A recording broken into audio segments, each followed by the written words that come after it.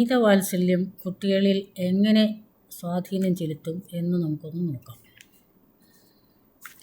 അത് ശരിയല്ല, അങ്ങനെയല്ല ചെയ്യേണ്ടത് എന്ന് കുട്ടികളോട് പറയാൻ ഇന്നത്തെ രക്ഷിതാക്കൾക്ക് ഭയമാണ്. തിരുത്താൻ പോയാൽ കുട്ടി വല്ല കടുങ്കയും ചെയ്തു പോകുമോ എന്ന ഭയമാണ്. ഭയം വെറുതെയല്ല, നാം കേൾക്കുന്ന വാർത്തകൾ പലതും അങ്ങനെയൊക്കെയാണ്. അല്ലെങ്കിൽ തന്നെ ഇനി ഈ കാലത്ത് തിരുത്തലൊന്നും നടക്കുകയുമില്ല. തിരുത്തൽ നടക്കാമായിരുന്നു കൗമാരപ്രായത്തിനൊക്കെ മുമ്പ്. ഇതൊക്കെ രക്ഷിതാക്കളുടെ ഇപ്പോഴത്തെ പ്രശ്നങ്ങളാണ്. ശിശു ആയിരുന്നപ്പോഴും കുട്ടിയായി വളർന്നപ്പോഴും വാത്സല്യം ആവോളം കൊടുത്തു. സ്നേഹവും വാത്സല്യവും പരിചരണവും പരിരക്ഷയും ഒക്കെ ആവോളം കൊടുത്തു. ഇല്ലായ്മയും വല്ലായ്മയും ഒന്നും അറിയിച്ചതേയില്ല. ഏറ്റവും നല്ല സ്കൂളിൽ വിട്ട് ഏറ്റവും നല്ല വിദ്യാഭ്യാസം കൊടുത്ത് പണക്കാരായ മറ്റു കുട്ടികൾക്കൊപ്പം പണക്കാരുടെ മക്കൾക്കൊപ്പം ഒന്നിനും ഒരു കുറവും വരുത്താതെ പഠിപ്പിച്ചു. ഒന്ന് നുള്ളി നോവിച്ചിട്ട് പോലുമില്ല. കുറ്റപ്പെടുത്തിയിട്ടില്ല, വഴക്ക് പറഞ്ഞിട്ടില്ല, ആവശ്യങ്ങൾ നിറവേറ്റാതിരുന്നിട്ടില്ല, സ്വാതന്ത്ര്യം നിഷേധിച്ചിട്ടില്ല. അതൊന്നും വേണ്ടി വന്നിട്ടില്ല. കാരണം മിടുമിടുക്കനായിട്ട് പഠിക്കുന്ന കുട്ടി. അപ്പോൾ ഈ പറഞ്ഞതൊന്നും ആവശ്യമായി വന്നതുമില്ല. അത്യധ്വാനം ചെയ്തു തളർന്നതും അർത്ഥപ്പട്ടിണി കിടന്നതും ഒന്നും കുട്ടി അറിഞ്ഞതേയില്ല. ആഡംബരം കുറച്ചതുമില്ല, കുറയ്ക്കാനൊട്ട് ആവശ്യപ്പെട്ടതുമില്ല. തങ്ങൾക്ക് കിട്ടാതെ പോയ വിദ്യാഭ്യാസവും മറ്റ് സാഹചര്യങ്ങളും സൗകര്യങ്ങളും ഒക്കെ കുട്ടിക്ക് കിട്ടണം എന്ന ഒരൊറ്റ ചിന്തയോടുകൂടി രക്ഷിതാക്കൾ പോയി. ആവശ്യത്തിനൊക്കെ പണം എവിടെ നിന്നാണ് കിട്ടുന്നത് എന്ന് കുട്ടി അറിഞ്ഞില്ല, അറിയിച്ചില്ല, അറിയാൻ കുട്ടിക്ക് താല്പര്യവുമില്ല. അറിഞ്ഞു പോയാൽ കുട്ടിയുടെ പഠനത്തെ അത് ബാധിക്കും എന്ന ഭയവുമായിരുന്നു. ഓരോ പ്രാവശ്യവും പരീക്ഷയുടെ ഫലം വരുമ്പോഴും കുട്ടിക്ക് അഭിമാനം, രക്ഷിതാക്കൾക്ക് സംതൃപ്തി, അങ്ങനെ എല്ലാം സന്തോഷമായിട്ട് പഠനം നടന്നു പോകുന്നു. പക്ഷേ അഭിമാനത്തിൻ്റെ സ്ഥാനത്ത് കുട്ടിയിൽ അഹങ്കാരം വളരുന്നതും കണ്ടു തുടങ്ങി. തളർന്നുപോയി. പക്ഷെ ആ തളർന്നതും കുട്ടി കണ്ടില്ല. അച്ഛനമ്മമാർ ഉൾപ്പെടെ എല്ലാവരെയും ഭരിക്കുവാനും കുറ്റപ്പെടുത്തുവാനും ഒക്കെ തനിക്ക് കഴിയും എന്ന് തെളിയിച്ചു കൊടുത്തു. ലോകം നിലനിൽക്കുന്നത് തന്നെ തനിക്ക് സൗകര്യപ്പെടുത്താൻ വേണ്ടിയാണ് എന്ന രീതിയിലായി പ്രവർത്തനം. വീട്ടുജോലിയിൽ ഒരു ചെറിയ സഹായം ആവശ്യപ്പെട്ടപ്പോൾ കിട്ടിയ മറുപടി, എൻ്റെ സിലബസിലൊന്നും അതൊന്നും ഉണ്ടായിരുന്നില്ല, ഇതൊന്നും എൻ്റെ ജോലിയല്ല എന്ന മറുപടി. 1ാം റാങ്ക് പ്രതീക്ഷിച്ചിരുന്ന ഒരു സമയത്ത് ഒരു പരീക്ഷയിൽ അച്ഛനമ്മമാരുടെ വിദ്യാഭ്യാസക്കുറവ്, അവരുടെ നിലവാരം നമുക്ക് പോരാ എന്നും മോശമാണ് എന്നും തോന്നുന്ന അവസ്ഥ.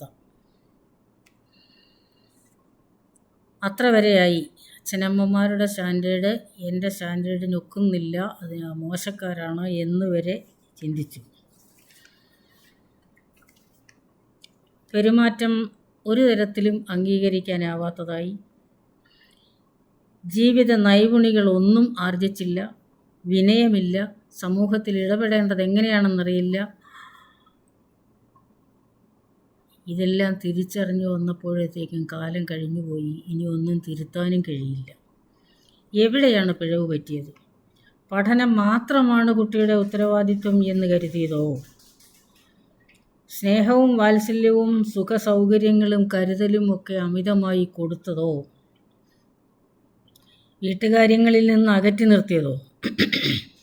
പ്രയാസങ്ങൾ ഒപ്പം നിന്ന് കാണാനെങ്കിലും അവസരം കൊടുക്കാതിരുന്നതോ?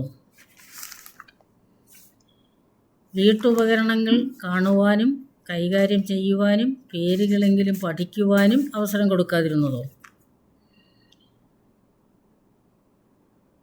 ഭക്ഷണം പാകം ചെയ്യാൻ ആവശ്യമുള്ള സാധനങ്ങൾ എന്തൊക്കെയാണെന്നും എത്രത്തോളം വേണമെന്നും അതിൻ്റെയൊക്കെ വില എന്താണെന്നും ലഭ്യത എത്രത്തോളം ഉണ്ടെന്നും മറ്റും അറിയാനുള്ള അവസരം കുട്ടിക്ക് കൊടുക്കാതിരുന്നതോ? പ്രശ്നങ്ങൾ നേരിടുവാനും അനുഭവിക്കുവാനും അത് പരിഹരിക്കുവാനുമുള്ള കഷ്ടപ്പാടുകൾ ഒന്ന് കണ്ട് അറിയാനെങ്കിലും കുട്ടിക്ക് അവസരം കൊടുക്കാതിരുന്നതോ? അതിനുള്ള ചർച്ചകളിൽ പങ്കെടുക്കാൻ ക്ഷണിക്കാതിരുന്നതോ?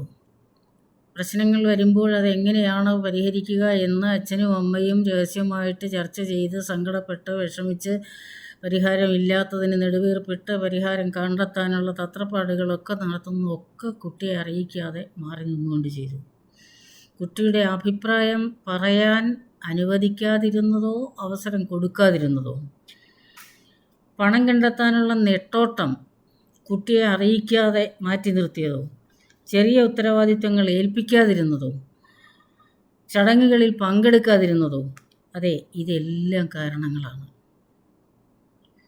പരീക്ഷകളിൽ ഉയർന്ന മാർക്ക് വാങ്ങുക എന്നത് മാത്രമായി ഒതുങ്ങിക്കൂടി ജീവിത യാഥാർത്ഥ്യങ്ങളിൽ അവയ്ക്ക് നേരെ പകച്ചു നിൽക്കുന്ന അവസ്ഥ. രക്ഷ നേടാൻ ഒളിച്ചോട്ടം, മയക്കുമരുന്നുകളുടെ ഉപയോഗം, ആത്മഹത്യ തുടങ്ങിയവയെപ്പറ്റി ചിന്തിച്ചു തുടങ്ങുന്ന സാഹചര്യം. നവജാത ശിശുക്കളെ മുകളിൽ നിന്ന് താഴേക്ക് എറിഞ്ഞും മാലിന്യ കൂമ്പാരത്തിൽ പൂഴ്ത്തിയും ഒക്കെ കൊല്ലുന്ന വാർത്തകൾ നാം ധാരാളം കേൾക്കാറുണ്ട്. നാം സഹതപിക്കാറുണ്ട്, അനുതപിക്കാറുമുണ്ട്. മറ്റൊരു തരം കൊലപാതകത്തിനും കുട്ടികൾ ഇരയാകുന്നു. അതെന്താണ്?